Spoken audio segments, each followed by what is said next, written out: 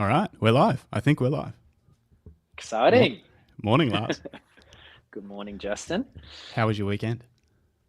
Oh, it's fantastic, actually. Thank you. Yeah, It's yeah, beautiful weather here in Bendigo, and had a nice family time, and it was good. Yeah, awesome. and So getting. you didn't have to work over the weekend? No, I didn't this weekend, which was good. Ah, great, Um, very cool. yeah, gotta wrap up the Easter holidays, and getting ready for school and the routine again with the kids. Oh yeah, So yeah. yep, all of that Like, happening. So very nice. Well, yeah, thanks for coming on. I'm excited for thanks today's for having show. me. I've got a million things I want to talk about. I want to talk Yes, about like gear and that kind of stuff, and drones and yeah, gimbals and all the fun things. But yes, I also want to talk about with regards to real estate photography, like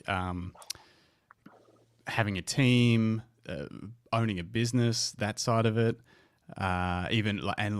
video and 3D and stuff like that, and where you see yep, that going in the future. Like where's this all kind of yep, heading? How technical is it getting? Um, yep.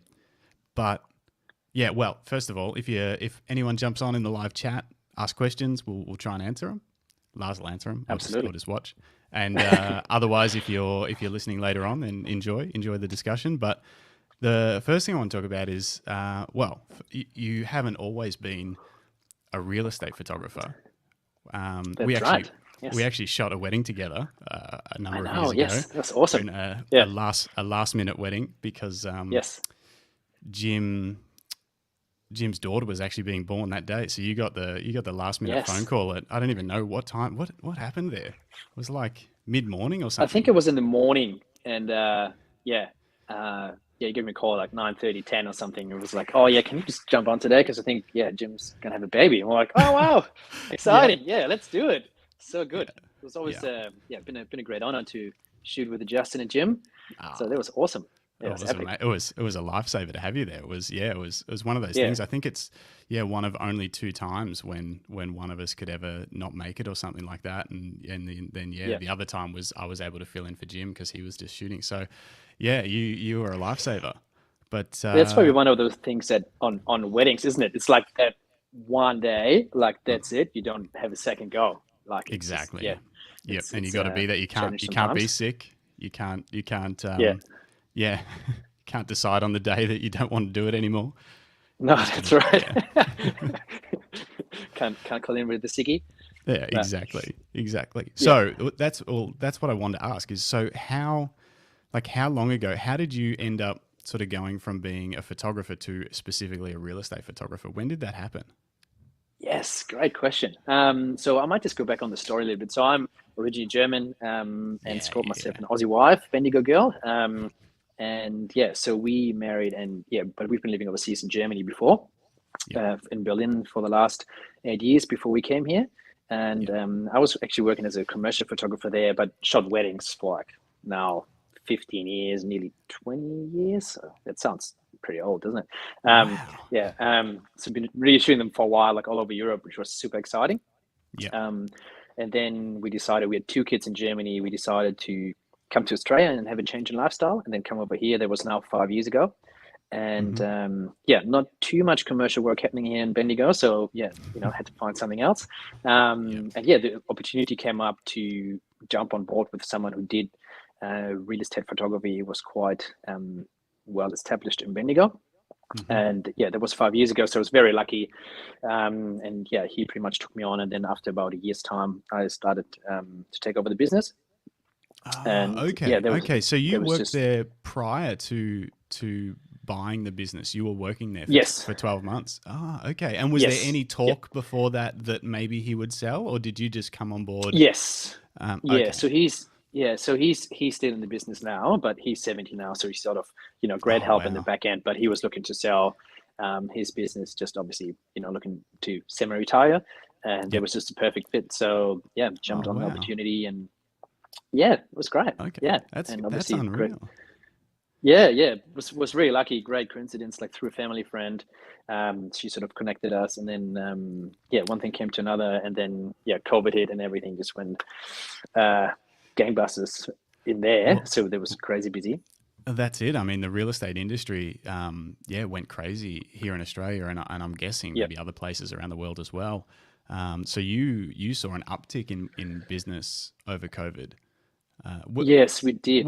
So Was there a because time especially when it was sorry? Oh, sorry. I was just going to say, was there a time through COVID yep, where it wasn't an uptick? Like, did it take a while? And was there because we had lockdowns and all that kind of stuff? Like, did that impact the yes, business negatively to start with, or it did. always? It did. Well, first of all, when it all started, it was a great like unknowing, what's going to happen, and in the beginning, everyone predicted that it's going to be a massive crash, Yeah, right? So we were like, oh, what's going to happen? And then all of a sudden, yeah, quite the opposite happened. And though I yeah. was literally at shoots for $1 million houses.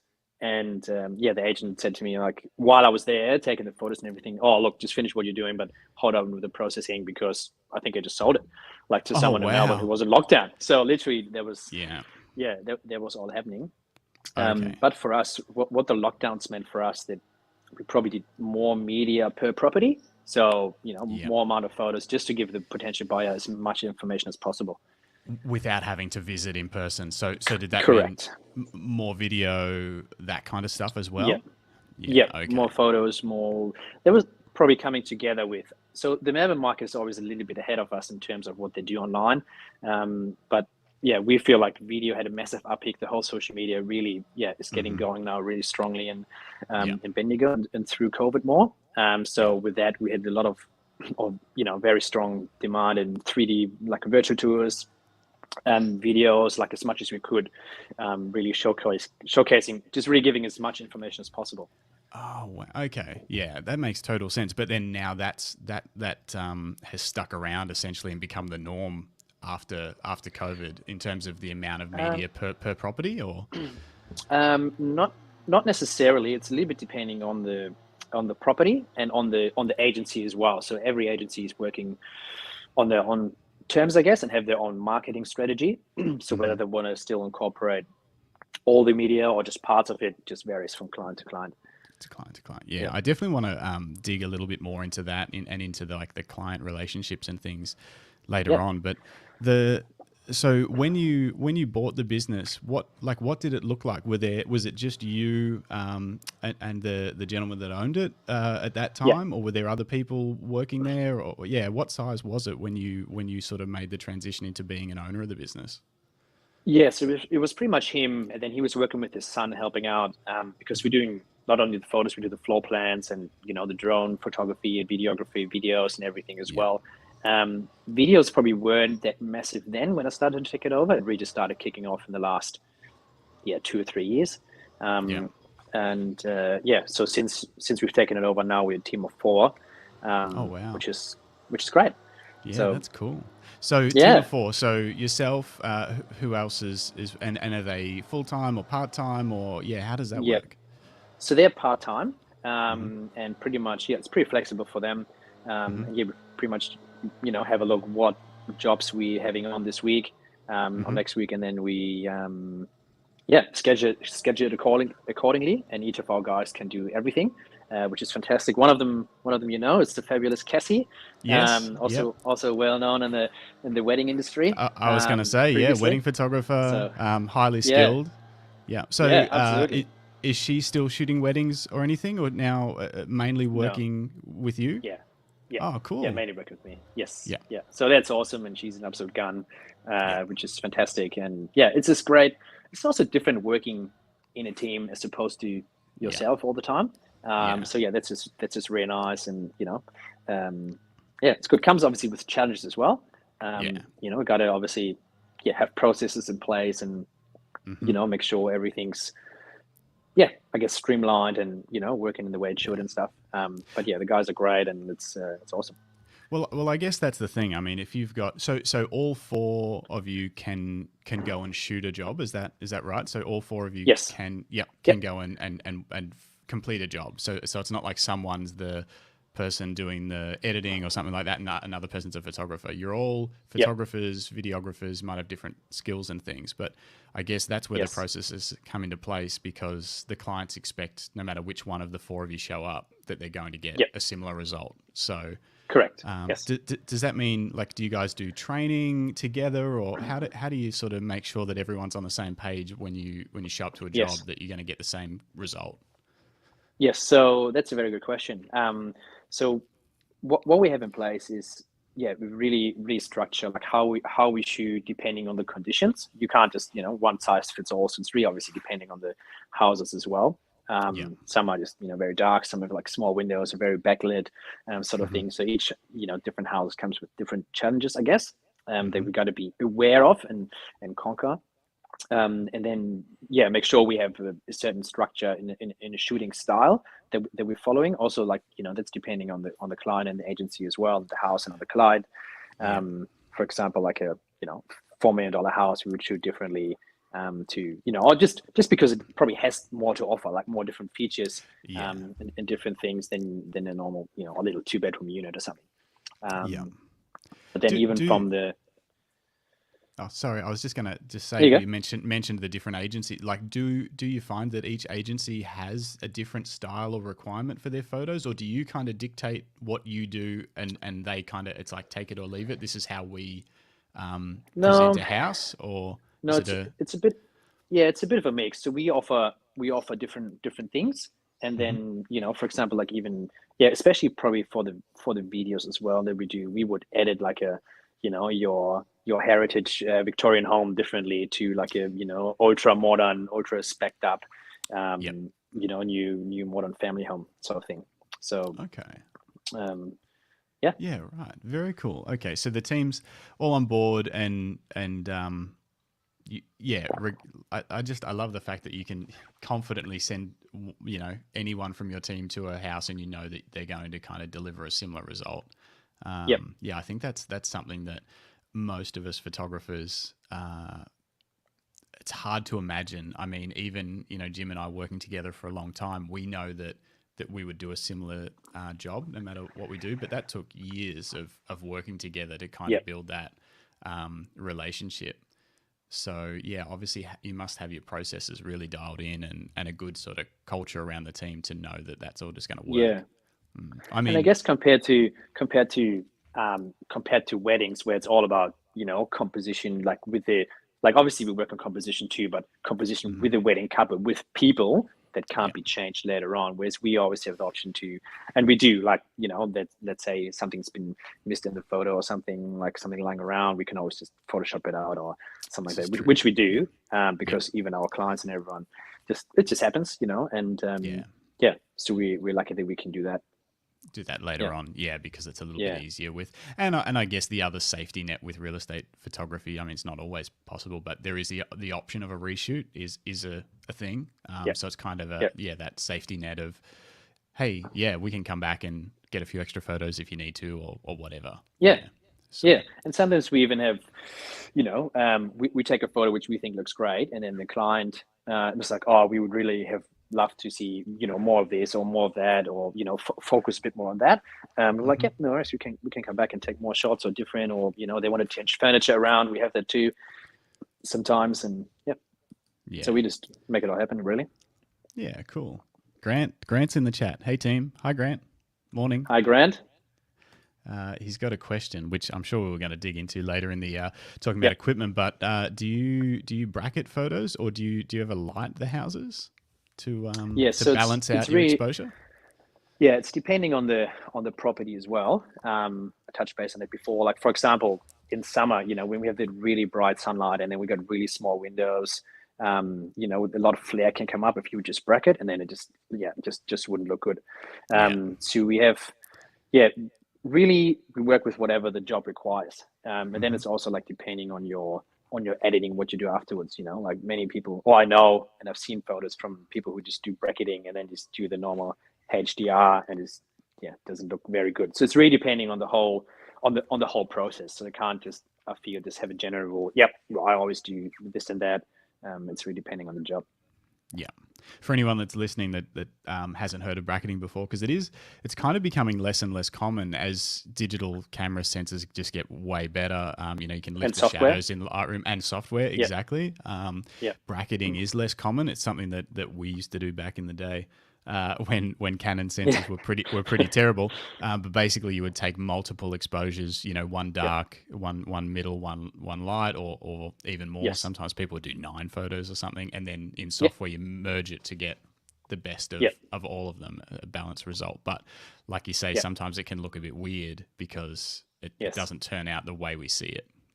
Yeah, and it can look a little bit fake if the processing isn't done right Yeah. as well. Yeah. So then, yeah, and again, also depending on the style that we shoot, I do some of the styles we do, we work off one exposure because that's just a different style that we do. If it works with the house, obviously, because Australian sun. I'm not sure where everyone's listening from, but Australian sun can be pretty harsh and pretty bright in summer, and then if we have a pretty dark house, like the contrast is just too strong.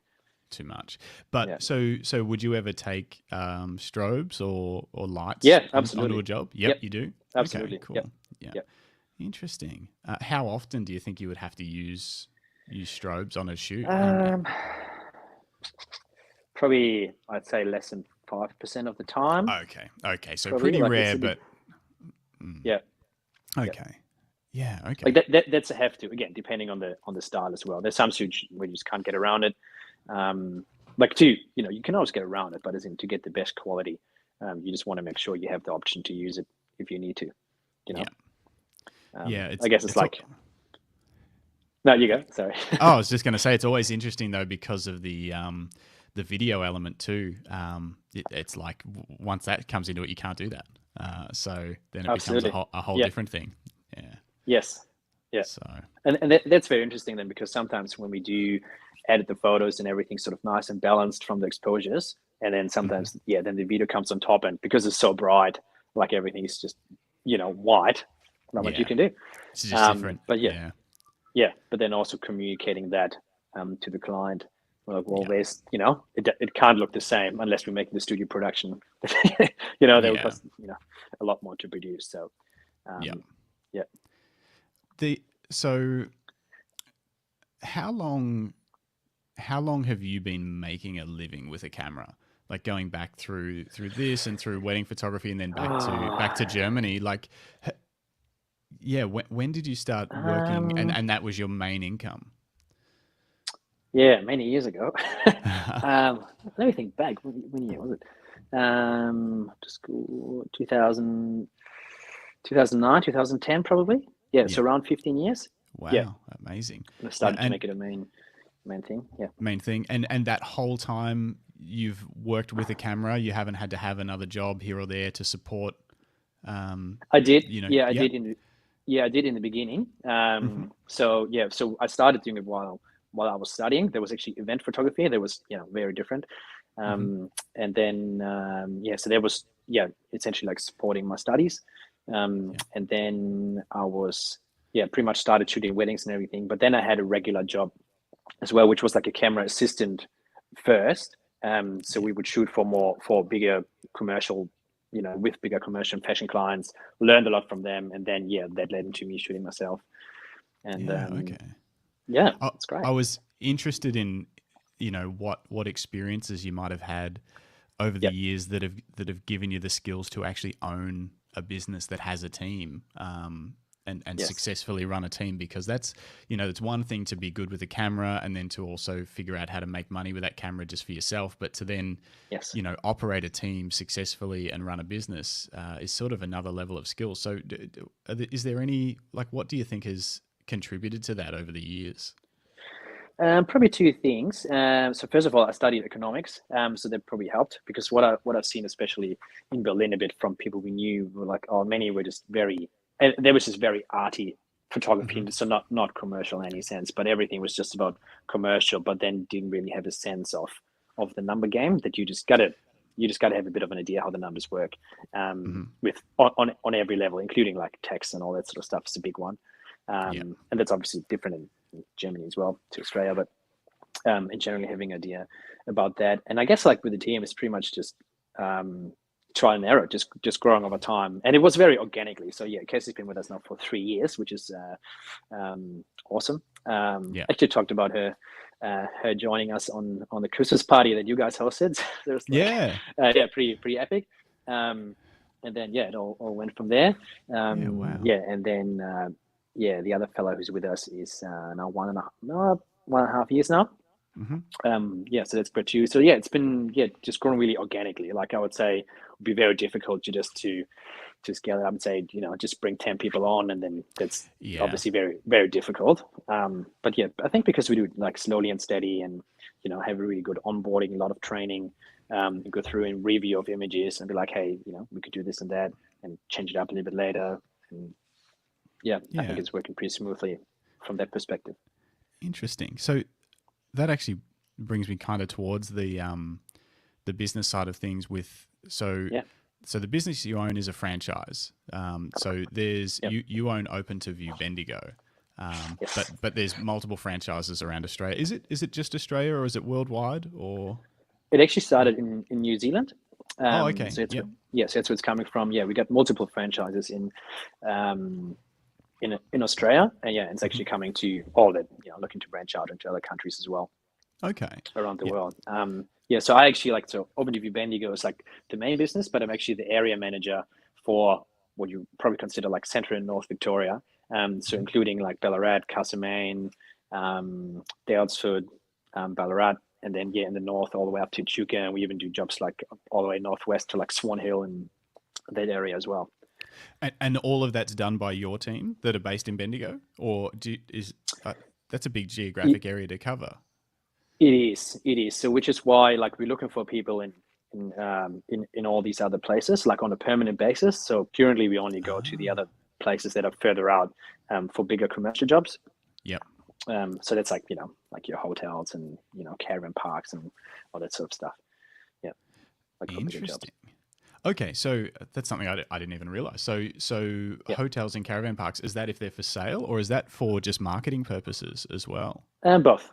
Both? Yeah. Okay. Yep. Yeah, for some reason I thought it was purely only property for sale that you guys took photos of. So, okay, so if a caravan park wants just to showcase on their website and social media, you do that work as well? Yep. Interesting. Yes. So, and I think that's probably part of the advantage of like being part of a big group and in the franchise is that, we got a lot of like major contracts with big brands. You just probably wouldn't get a chance to shoot by yourself. Really? That's a big one. That's what I wanted to talk about. So the advantages of a franchise. A franchise is obviously something that there's an overarching company. You own your business, but there's a company that helps with marketing and systems and that kind of thing. So I mean, if listeners are from Australia, they'd all know of Jim's Mowing, that kind of thing. Obviously, McDonald's, pretty awesome, except for their food. But they're amazing marketing, like you say, getting the foot in the doors with other large businesses, whether it's for contracts that are Australia-wide and things like that. But from your perspective, you've worked for yourself. Now you own a business that's part of a franchise. What are some of the differences between those things? Yes. So obviously, first of all, like I just mentioned, many national deals would come together that you just wouldn't have a chance of going in by yourself.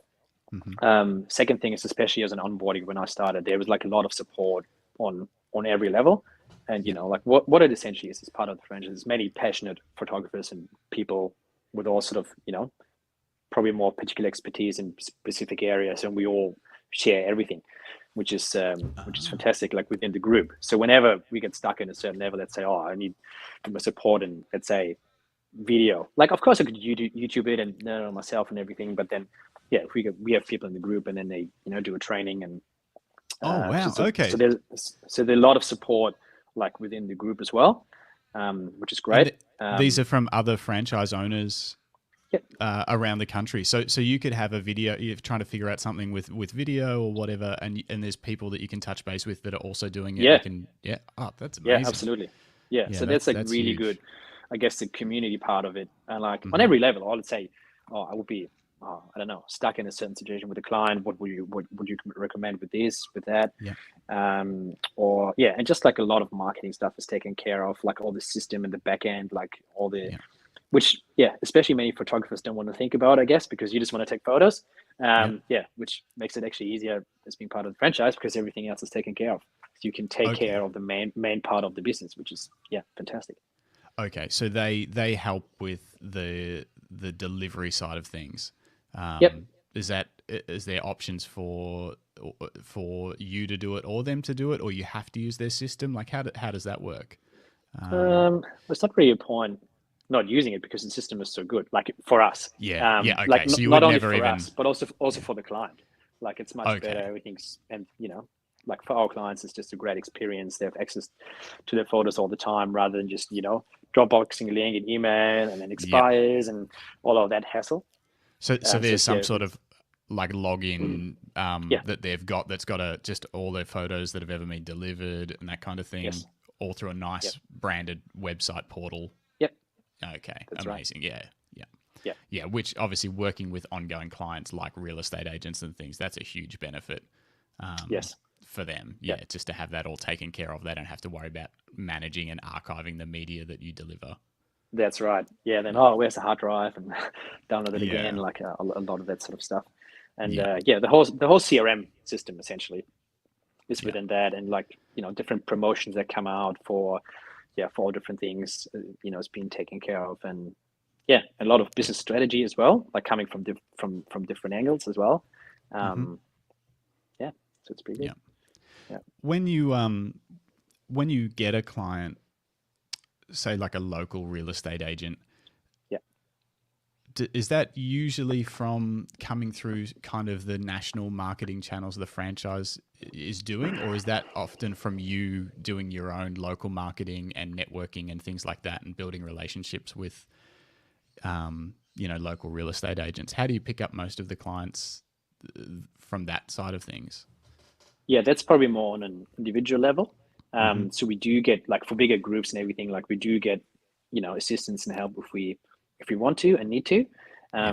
But yeah, we were pretty lucky. Everything sort of came organically, and I'm sort of quite happy to reach out and to Yeah. everyone and do that part of things. But yeah, it's more I guess, like big groups, like your not individual agents, but like big groups that we have also, like again, national deals happening or national conversations happening as well on different um, yeah on different levels, I guess, just with the bigger Yeah. groups on an Okay. angle to come in and provide value and come up as a group with an offer across the board. Interesting. Do they recommend pricing? Obviously, pricing is going to be so different in Yes. Melbourne versus Sydney versus Bendigo. Do they Yeah. recommend pricing that you would charge a client, or do they Yes. stipulate pricing that you have to charge, like a Big Mac has to cost this much in every city, or No. how does that work? No, it's not like that. So it's pretty much up to the photographer and to the It is up area. your Like choice. there's a guide. Yeah.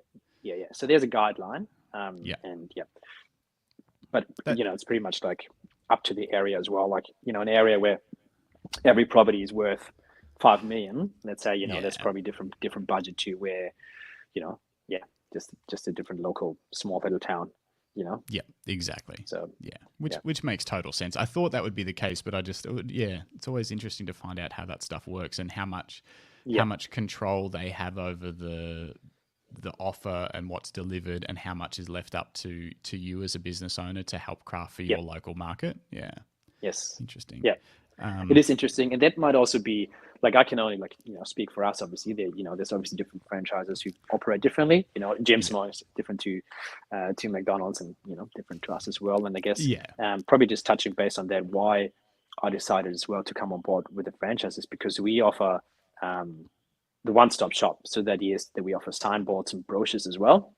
oh So pretty yeah, much okay, for what happens then for the client is literally just making one phone call and booking us for everything, and then within mm-hmm. our system on the back end they can just drag and drop everything over into the templates for the brochures and signboards and just order it, and it's Yeah.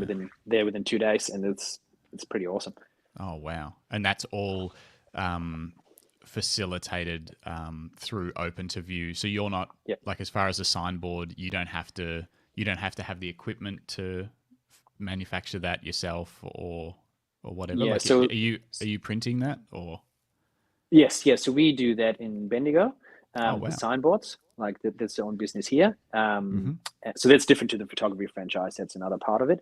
Ah. But the printing of all the brochures and stuff is all being done locally. Sorry, not locally, but centrally, like there in in Queensland, and yeah, it's Oh, getting yes. delivered within 2 days. So still being able to deliver pretty good turnaround, and yeah, Fast. Yeah. so which is pretty good. Yeah. Grant's just asked another question. Apparently he's looking for a job. Yeah. Shoot me I'd an love email. to know what, how would you recommend someone begin working in, so say someone's listening to this interview and they're like, wow, Lars just had a great weekend with his family. Now it's Monday morning and he's on a podcast. He's got, Yes. he's got a team working with him. Sounds like he's doing an amazing job. I want to get into real estate photography. How would you recommend people go about it? Yeah, it's a tricky one. So first of all, contact me because yeah, like I said, we're looking for people in the other cities. Like Ballarat is obviously a huge market opportunity, and Mm-hmm. we can come in like in Chuka. There's a lot happening up there in the north, and even like towards Delts for the Castlemaine. Yeah. Yeah, this is so much potential there. But again, it's not really viable for us, to have like a lot of regular business there because yeah, it's just with the Too travel much involved, travel. just make it difficult. Mm-hmm. Yeah, and I can't really speak on going on your own uh, into real estate. I wouldn't even really know where to start, to be honest, because coming in from your own into real estate, it's pretty, yeah, it's not that easy, I'd say. Because yeah, it's Yeah. we have a pretty long term relationship. It's a big team you're working with. Usually, it's more than one agent. Um, Yeah. so I think, and this is again where we as a franchise group have a really good system to, if you would want to get started in your market, we have a really good opportunity to make that process happen and really Yeah. get you started on your feet really well, and you just wouldn't have the chance to do it that way Yeah. on your own. So, so let's say I don't know how it works with open to view, but say in someone's city there isn't a business there now, an open to view business, and they wanted to Yeah, get it started.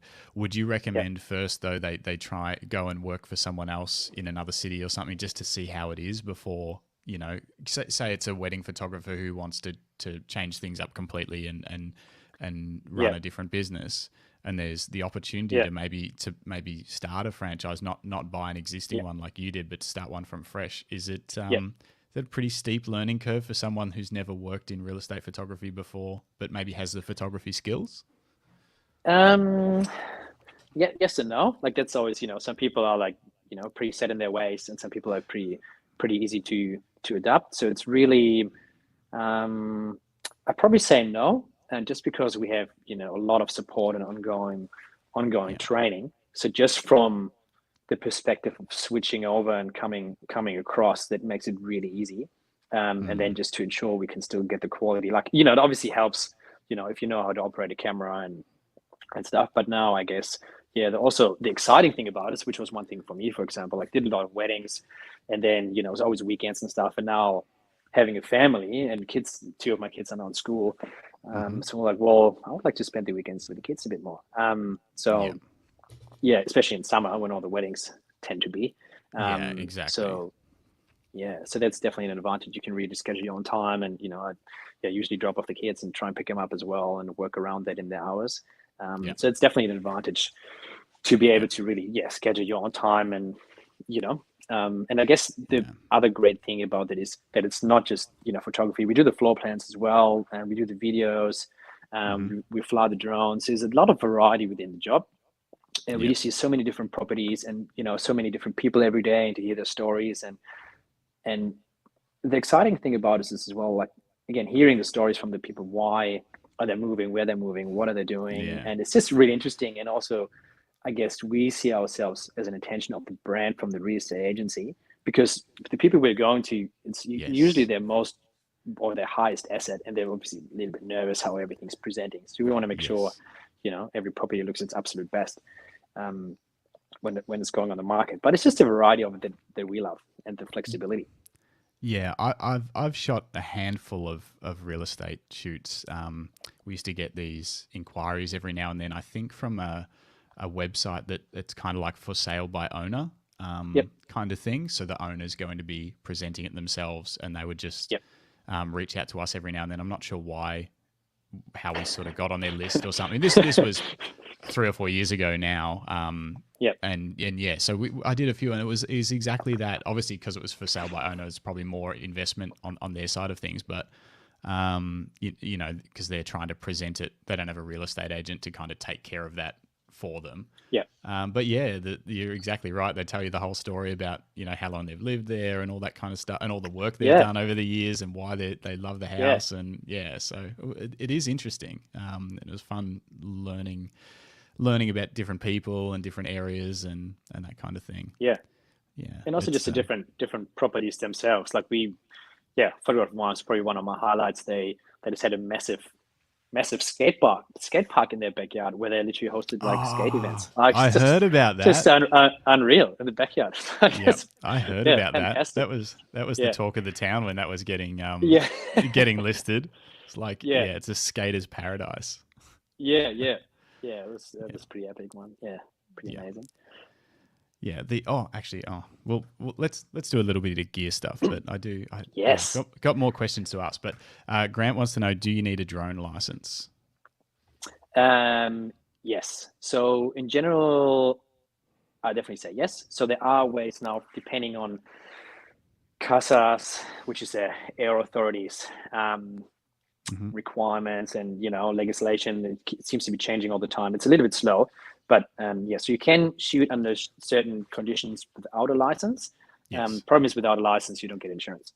So and you want to have insurance. So there's a lot of obviously cowboys out there who do without a drone, and you know, obviously DJI, it's not a secret, they have the 249 grams drone where you can pretty much, you know, fly it a lot more freely. But nonetheless, it's always you know, good to have a license and being able to be covered. Yeah.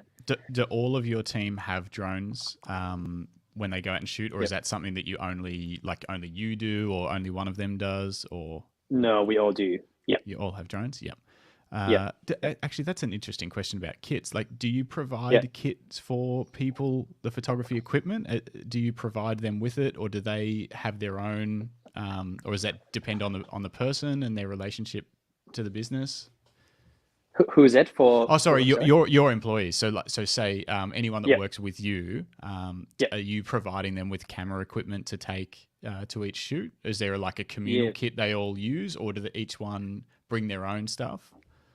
Yeah, because they're freelancers, they have their own stuff, but obviously there's like a minimum requirement of what we need, and, you know, technical things they need to have. So, Okay, so they're all freelancers. Yep, they buy their own equipment, they maintain their own equipment, but you sort of say, hey, you can't just shoot with a 50mm prime. That won't work. Right. Okay, cool.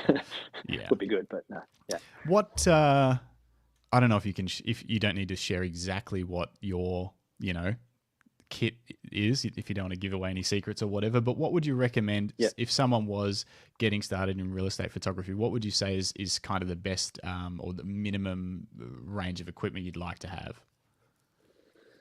Well, for a start, you need obviously a wide angle lens. That's obviously a start. I probably used to say you need a full frame sensor, but now even all the micro four thirds and all the other options are getting pretty good. So depending on your shooting and what your conditions are, for example, you know, Queensland conditions and light is different than to Victoria as well. Yeah. So you would want to shoot, or have a little bit different equipment, and then you probably have like a prime lens, like again, also depending on your camera and, you know, like what you're shooting. Definitely like a bit of a longer lens, like a 35, 50, 85. So I still got the whole range. And, you know, for example, if there would be someone just shooting farms all the time, someone like a bit more rural, you probably want a couple more longer lenses, like a 70 to 200, to be able to shoot, you know, cows and windmills sort of and from stuff further away, and windmills and eagles and stuff like that. But what's your kit specifically like? Because you can obviously you build up whatever you want and take a bit of pride in what you do. What are you shooting with today? I'm shooting Nikon. Still going strong on them. Still supporting them. I hope they keep going up. Not going up, but keep evolving as much as the other one. Yeah, keep alive. Yeah. So I love it. Yeah. So I run with a Z series. They're pretty awesome. And then I'm run with a 14-30, and then I got a 35, I got a 50, 85. Yep, that's pretty much the range we're using. Are you shooting the Z6 or the Z7? 6.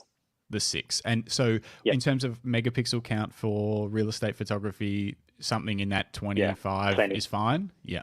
Yeah, plenty. Yeah. Because we even, it's plenty. Yeah, absolutely plenty. Because, most of the stuff goes online. And pretty much any camera that you can buy today delivers enough megapixel to do anything really. Even because I think you touched base on artificial intelligence software in a previous podcast, but even all of that with upscaling, and you can just blow it up 4 times without any issue if there's a need for it. Yeah, if there was like a giant signboard or they wanted to use it on a billboard or something like that to advertise the real estate agency, it would be fine. Yeah, absolutely. Yeah, even for the signboards that we do, you don't need anything more than that. Really, with 6 or 10 megapixel would be fine. Yeah. Is 14 millimeters, is that a requirement? Like, would a 15 or a 16 do, or is having that really sort of wide? Probably would do. I always say or at least for me, I actually have another Sigma lens, a 10-20, which came really handy once we had a property, and they had a massive hedge in front of the house, literally 3 meters in front of the house. You couldn't see anything from the front except the hedge. So with the 12 millimeter, I was actually able to get in and still take a nice front shot of the house. And 10 millimeter actually, not 12. Yeah. 12. But this particular one doesn't have any distortion, so it looked pretty amazing. Oh, cool. Yeah, right. It was pretty good. Yeah. Yeah. Okay. So that's all mirrorless and using gimbals. I saw. Hang on. Let me bring it up. I saw on your Instagram. Yeah.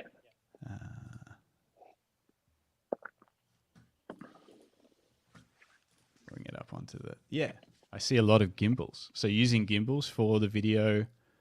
Yes, absolutely. Walkthroughs and things. Yeah. Yes. Yep. So we do a lot of videos now, definitely. There's no. In my opinion, there's no way around a gimbal yet. I think all the civilization is getting pretty good, but it's not quite there yet that you can do everything without a gimbal. Yeah, if you're walking through rooms, it's pretty hard to stay steady. I've tried it; it doesn't work. Yeah. What gimbal would you recommend that I buy if I was going to get a gimbal for if knowing that I need lightweight, if possible, and fast setup? Is there any recommendations you got? Yeah, I haven't tried the latest one that can go horizontal as well. That's again a little bit depending on the camera setup as well. Some camera lens setups are still pretty heavy, and then depending what kind of equipment you would put on there as well. Some people put a mic on there and a screen and all of that, so that's pretty bit different. Look, I generally can recommend and can't fail the Ronin stuff. I'm a big fan of DJI and whatever they're doing. I think it's pretty awesome. And I have to admit, I'm a little bit Apple, DJI, Rode, for mics and stuff. It just all works all the time. For me, they never fold, so I'm pretty happy just to run with it and don't really experiment. And yes, it might be a little bit more pricey at times, but more than others. But in the end, if I don't have any hassle with it, that's totally worth it for me. Just to that states pretty clear that it's a Ronin, I think. Yeah, exactly. So they are pretty. That is fantastic. Yeah, I'm sure there's other brands doing great gimbals and everything as well. But for us, it's just about, I know whatever they bring out, it's just awesome. Same again a little bit with Nikon and Apple and stuff. I know that when they release it, it's just good and no fuss around it. In my experience anyway, but that's obviously personal opinion. Yeah. How long have you been shooting Nikon for? Good question. I was a bit of a Canon shooter before, and then I shot a wedding with a mate of mine who had Nikon, and I was like, oh my God, why am I mucking around with Canon? It's crazy. A lot of things seemed a lot more straightforward and a lot better. Just in terms of usability, I think every camera produces produces great images now. Most cameras that you buy today, you can't really, if you know how to use them, you know how to use software a little bit, you can just get great results. Yeah. To be fair, but I like just how it works, how everything's set up in there, the custom functions, custom buttons. I can't put my finger on it. Probably 2014, 15, so 8 years maybe, 7, 8 years, Yeah. around Yeah. that. Yep. So yeah, through. I mean, they're pretty good years. Yeah, that was kind of when Canon was struggling for a little bit there, which is probably when you sort of switched. Which is actually when I switched from Canon to Nikon. When I've subsequently switched back when I made the jump from DSLR to mirrorless.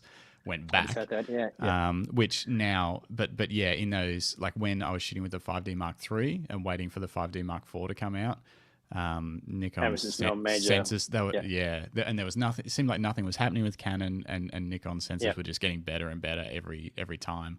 Yeah. And then they sort of went through that and had the D850 and stuff, and that was just the golden years of amazing DSLR cameras coming from Nikon. But since then, Canon's mirrorless stuff's obviously fantastic, and I think you're right. You could go Nikon, Canon, Sony. It's not going to matter. No one will know.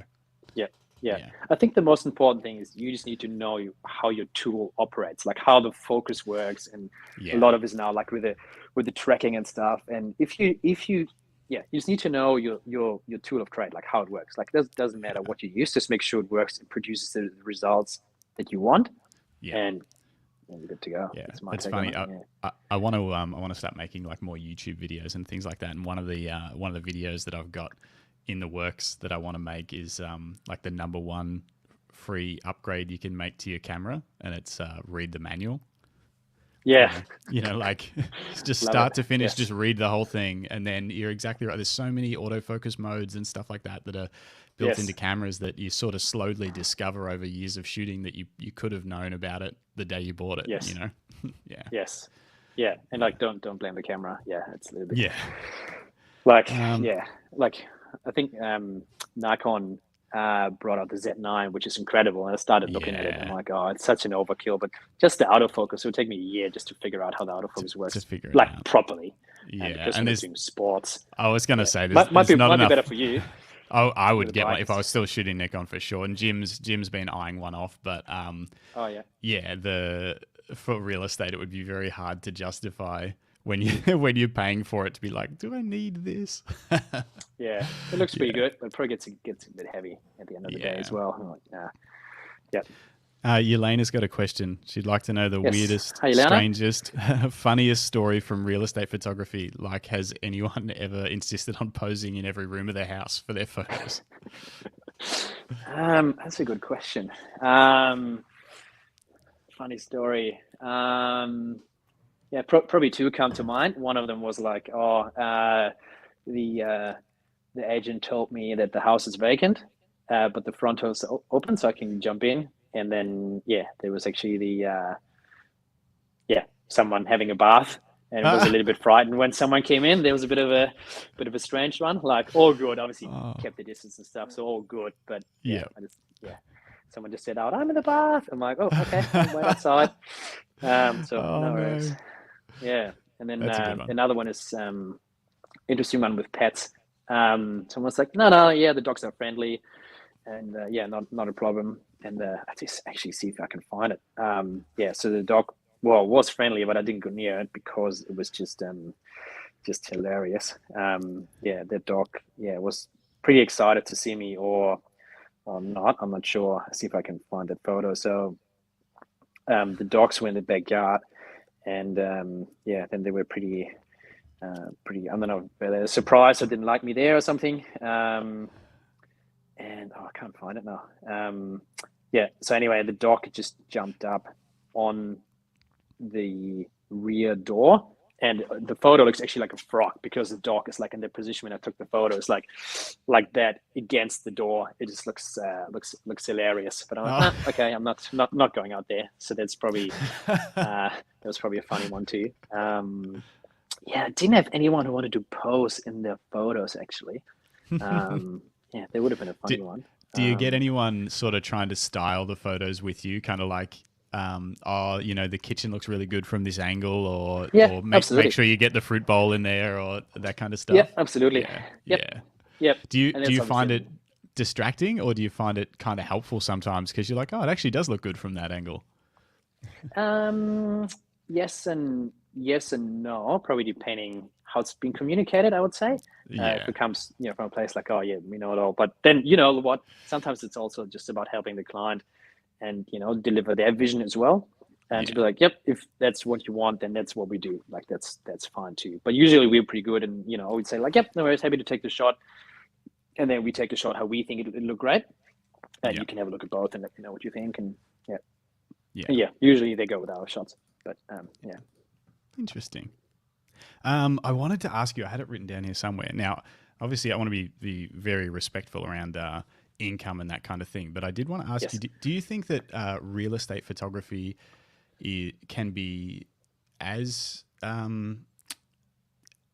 profitable as wedding photography, more, less, depends on the business? Because obviously, wedding photography, let's exclude wedding photography studios that might have many photographers working for them or something like that, because that's kind of similar to the business you're running, but it's a very different thing in the sense that you're sending these people out under your brand on a very risky job, one chance, all that kind of stuff takes a lot of I think that takes a lot of mental energy. But say there's a wedding photographer who works for themselves, they're shooting 30 or 40 weddings a year.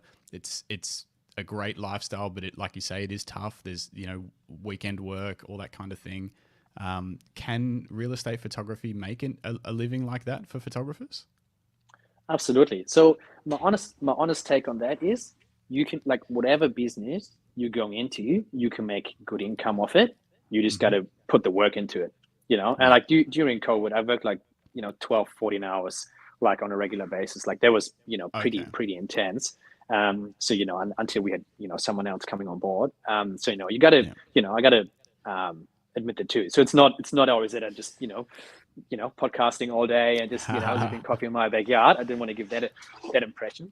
So it's, a lot of grind as well, like in every business. So if you want to succeed in a business, you need to grind. Like there was an extreme phase. That was crazy, not sustainable, but also the market was not normal. Right. So there was, and I think then it's a little bit like, you got to ride the waves as they come, and then figure out sort of what's in your normal, like if you would shoot 80 weddings, that's also not sustainable. So you need to find a way to, like, oh, was just a crazy season? Do I need to adjust my pricing? What do I need to do? Do I need to say more no, or do we need to, have more sort of after purchase sales, like, like your albums or prints and stuff like that.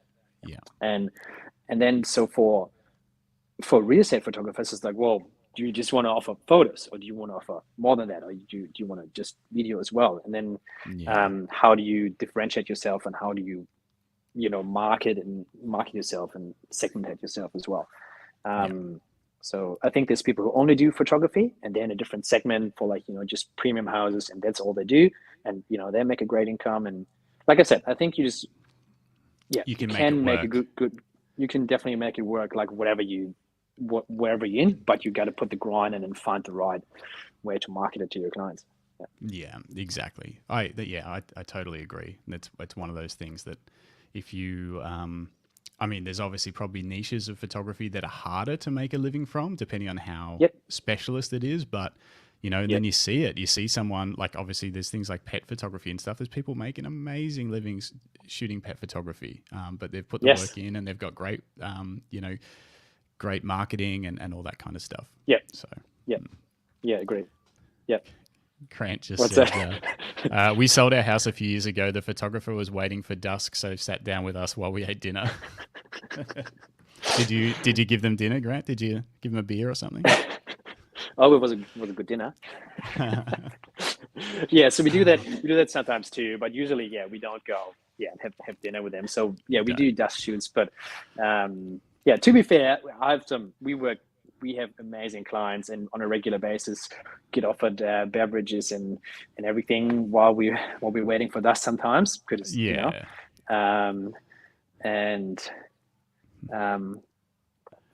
but obviously, we're discreet there, not sitting down with them and munching away, obviously. So So they weren't one of your photographers by the sounds of it. Grant would have mentioned surely if they were an open to view photographer. But how come you didn't take your own photos, Grant? What's the matter? You've got a drone. You've got a full Nikon kit. Oh well. I wanted to show you this. It was actually something that Grant found. Now I've never played a video, I don't think, on the podcast. I'm gonna try and play a video.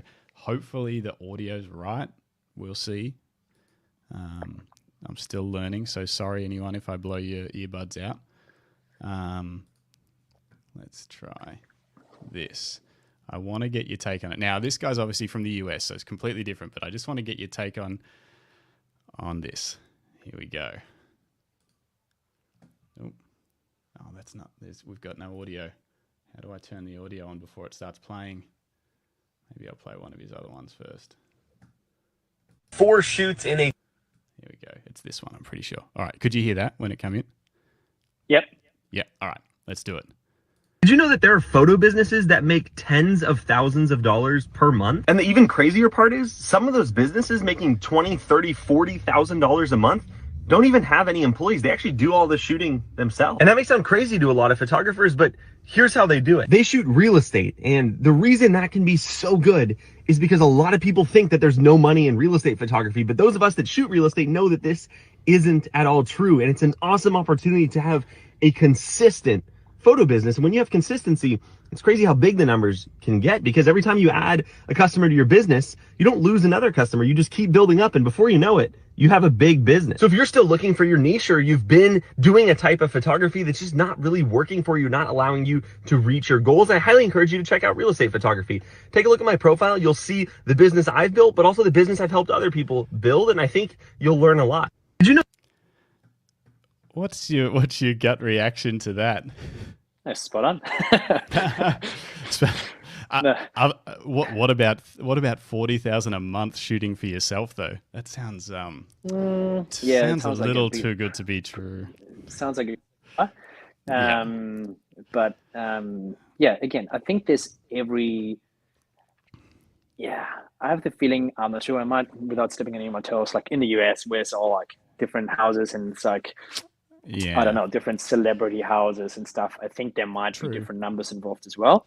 And there might be. So I'm not sure then what else they're offering and what's possible. And, I don't know.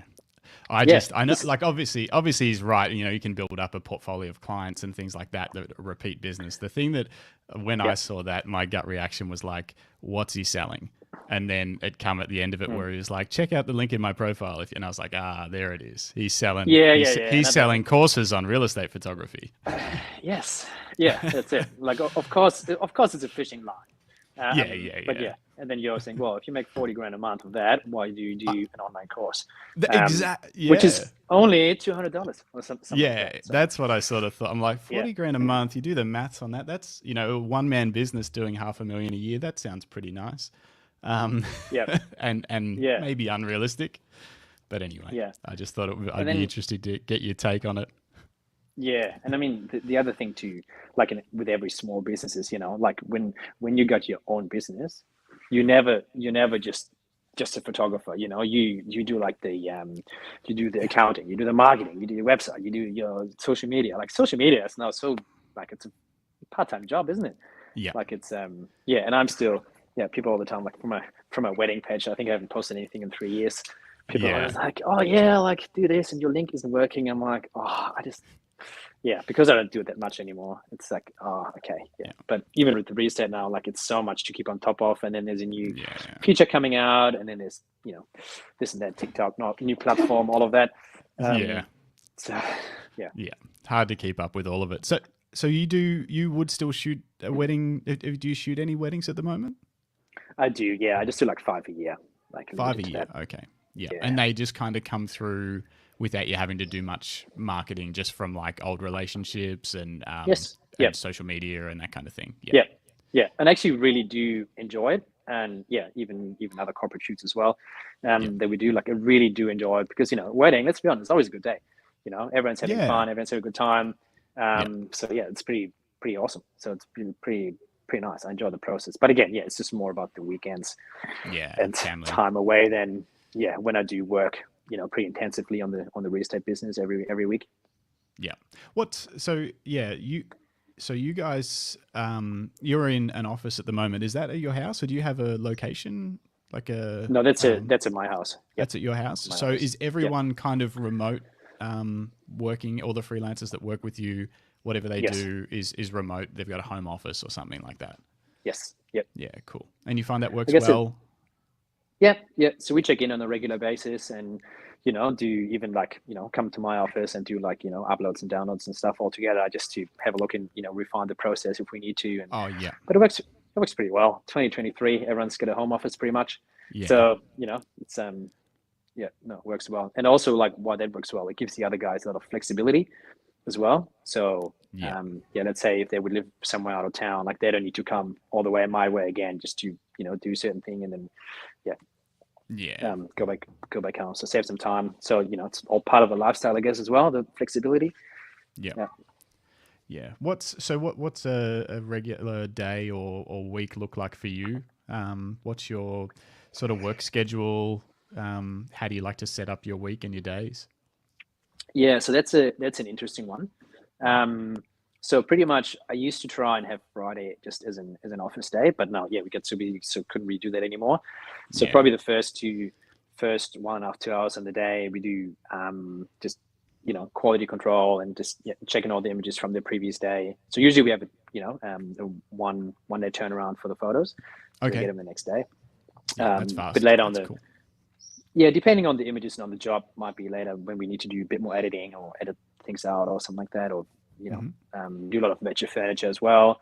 And obviously videos are a little bit intense in the production, in the back end. So that's different, but just making sure all of that is smooth. Once the images look great, we send them off to the clients and just do all of that, and then obviously a few emails, and then I go out and start shooting as well. And probably at that time, the other guys are already out shooting.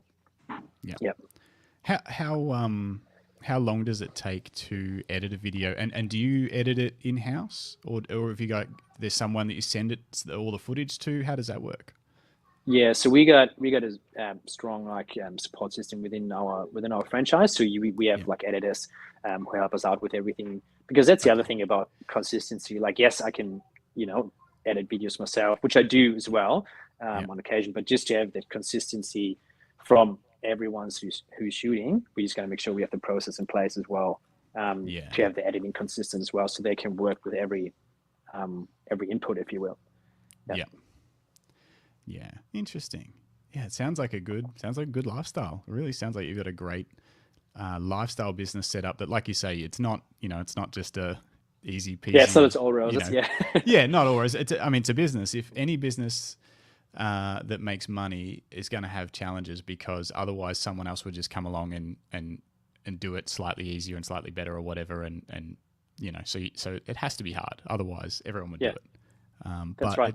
It certainly sounds like you've been able to build it and set it up so that it works with your lifestyle and gives the clients what they want as well, which is very cool. And obviously got to evolve a bit as well. You can't just stand still and be like, how are we doing it now? It's good. Let's do that like that for the next 3 years. Like that also just doesn't work.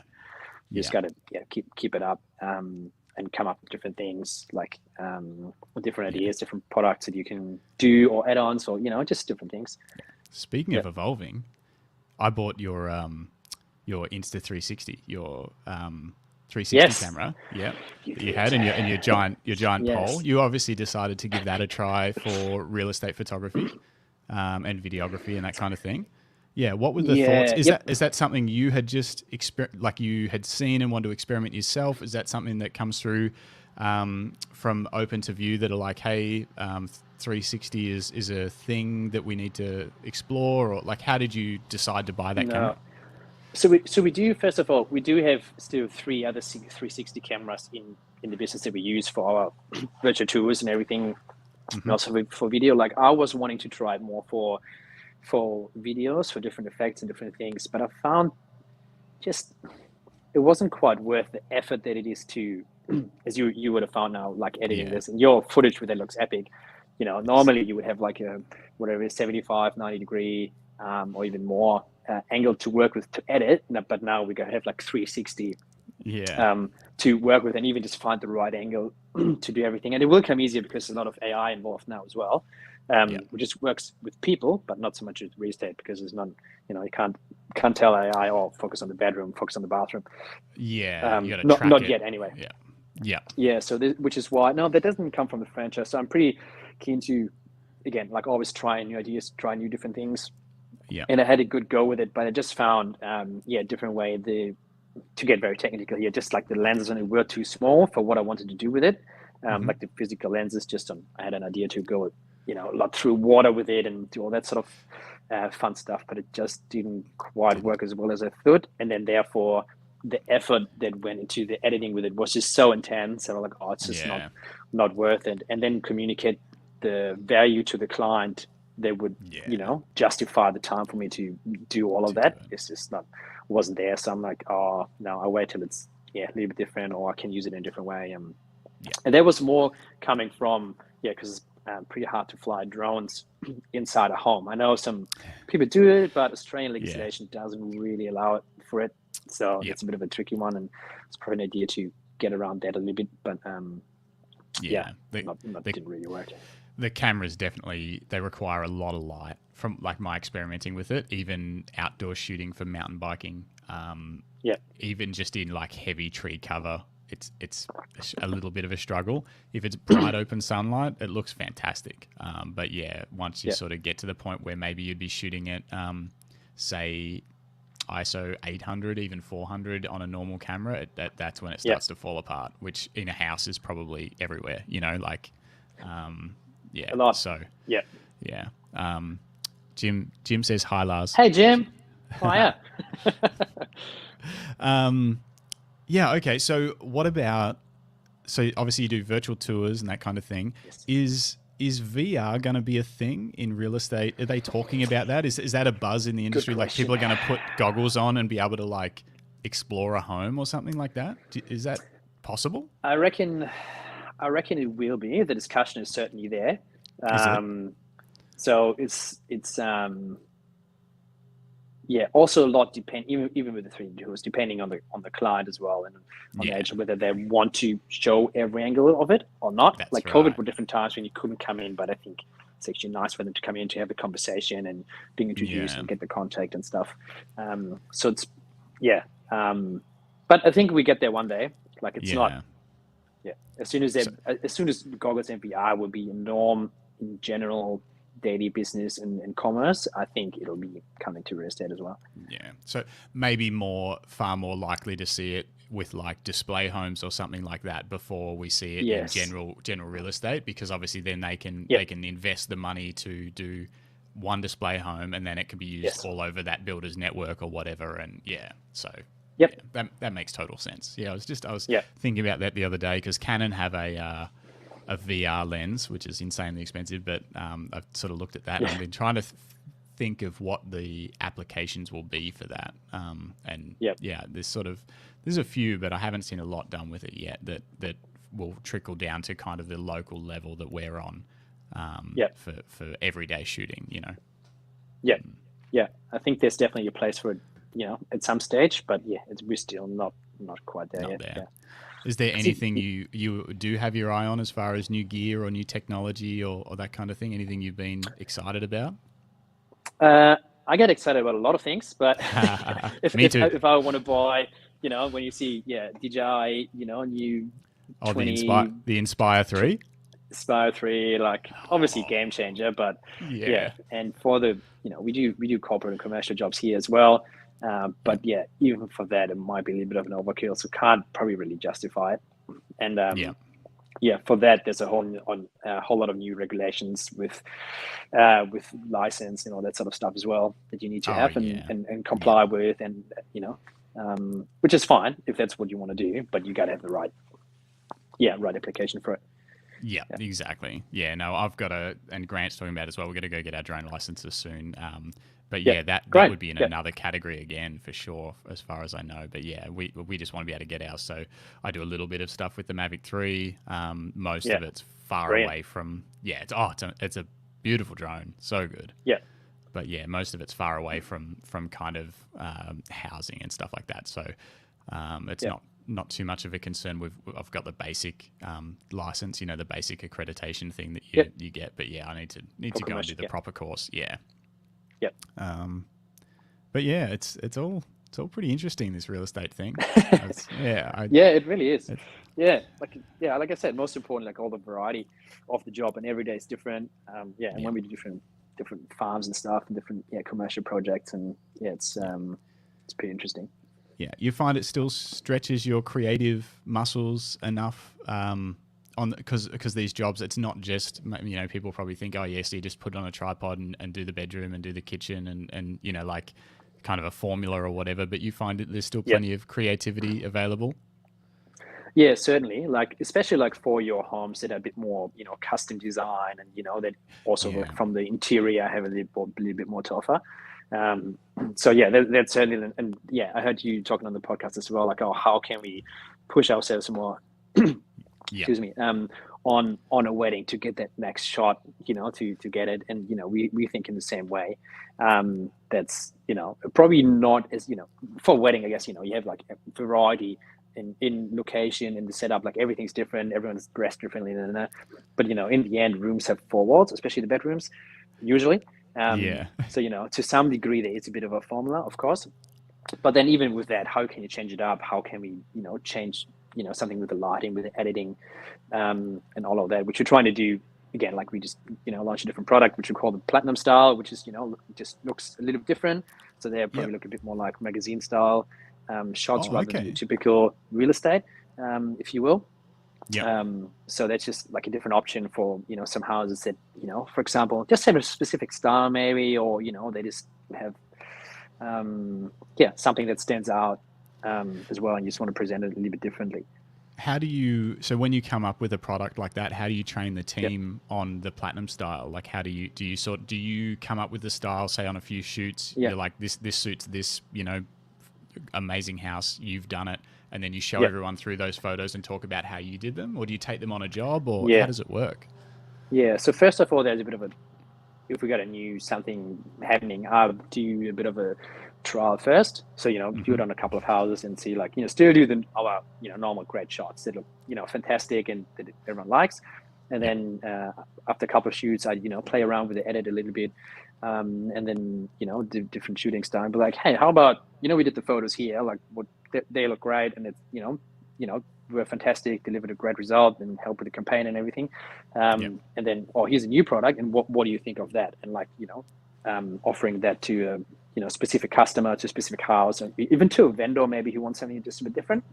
They might have put a lot of work into their, into their landscaping or something like that, so they want to focus on that a little bit. So it's just a little bit different style, and also to differentiate the look once they go online, onto the websites and onto the socials. Just to kind of stand out from the other houses that are being listed. Very cool. There's definitely more to, and I knew there'd be more to it, but it's so interesting finding out the nitty gritty of different styles of photography and different businesses particularly.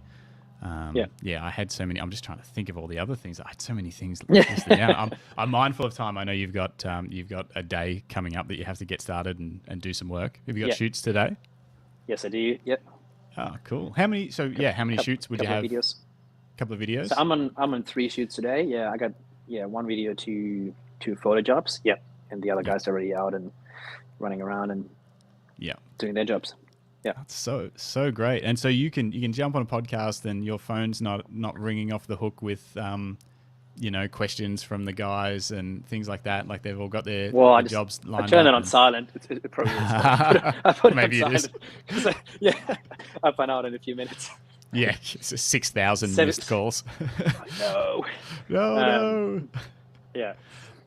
No, they're all pretty good. Yeah, because we got it all set up pretty nicely. So they know what to do, and Actually, that's what I wanted to ask you. Like before we wrap up, you said you just went on a holiday with the family. Yes. Where did you go? Western Australia, Margaret River. Oh, cool. Oh, it's beautiful. So good. Yeah. So good. Did Beautiful you part of the world. take a camera there? No. So you don't take a camera usually when you go, you do it all on the phone? Yeah. I do. Yeah. Yeah. Is that purposeful, or like to get away from work, or you just not something you think about on a family holiday, or phones are just so great that it's easier, or all together. So there's a couple of things. First of all, obviously camera quality is insane now on the latest phones. And for everything I do on holidays is create a memory. Like it's not going in a magazine, it's not going online anywhere. It's just creating a memory. So for that, it's just great. And also like a lot of the times we feel like we do holidays and I would then have my camera backpack. Okay, what lenses do I take? And then it's this and that. And I got everything. And like, okay, can we take a shot? Okay. Oh, I got to put the flash on. Sorry. Oh, how did that look? Yeah. And there's not a selfie option. They kind of are, but not as good. And so it's like for the not that I take many selfies, obviously, because I struggle to find a photo of myself with the camera.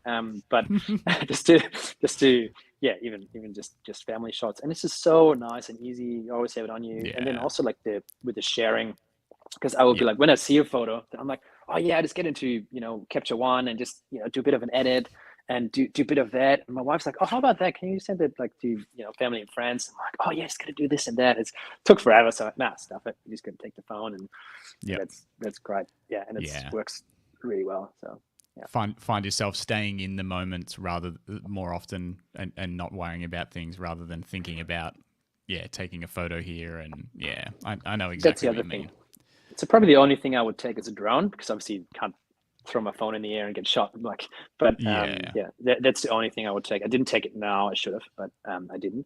The sea, like the beaches and stuff over there. It's like unbelievable. Heaven. Yeah, it was just so good. So good. But in the end, look, it's exactly that, like staying in the moment of that as well, and not mucking around with the camera gear, like, oh, what do I take, this and that, and and also not interrupting then, like, oh, can you everyone just, I know you're having a great time playing, but can you just all stop and look at me and do all of that? Just like, oh no, just fire away with the phone and do it on the go. Love it. One last question before we wrap up. You just mentioned, I didn't even think to ask, but you just mentioned Capture One. So you edit in Capture One? Yes. Yeah. Have you ever used Lightroom? I did, but I didn't. I don't love it. I just don't really love don't. it? And I just can't. Even for weddings, I know many wedding photographers use it. Even for weddings, I just can't deal with it. I just find don't know, just don't like it. So everyone when we shot in Germany and in Europe, like commercial and fashion, everyone's on Capture One. Yep. Also because we shot with the big phase one and medium format cameras and stuff. And the work. So a lot of tethering. That's probably where it came from. But even now, I find it's just still great, and I find it just gets more out of my files if I need to, like in a nicer way. Having said that, obviously I haven't used Lightroom now for a number of years, and I heard now they're really good with all the AI integrated, again, especially for events. Is their masking a lot better? No. Yeah, I was about to ask, because like the Lightroom masking is insane. I can't even. It's crazy how good it's getting. Although Grant sent me a picture this morning, he was trying to mask the sky and it kept grabbing the wrong parts of the image, which I've never had happen. It must be some sort of weird bug or whatever. But does Capture One have the auto AI masking kind of stuff? Like you can just select sky or select subject?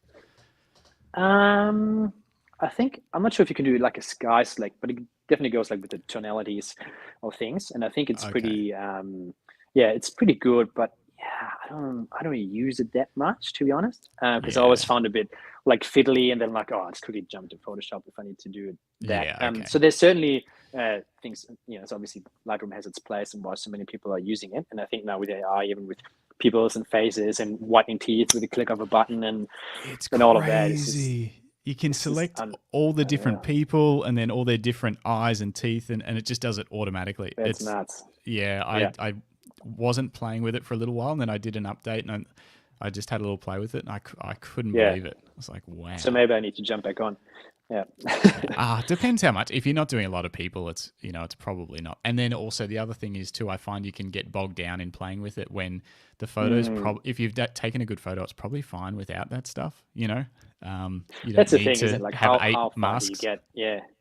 Yeah. Yeah. That's it. Like even like the Hespen software, like even like skin softening, all that stuff. Like you don't want to put an iron on it.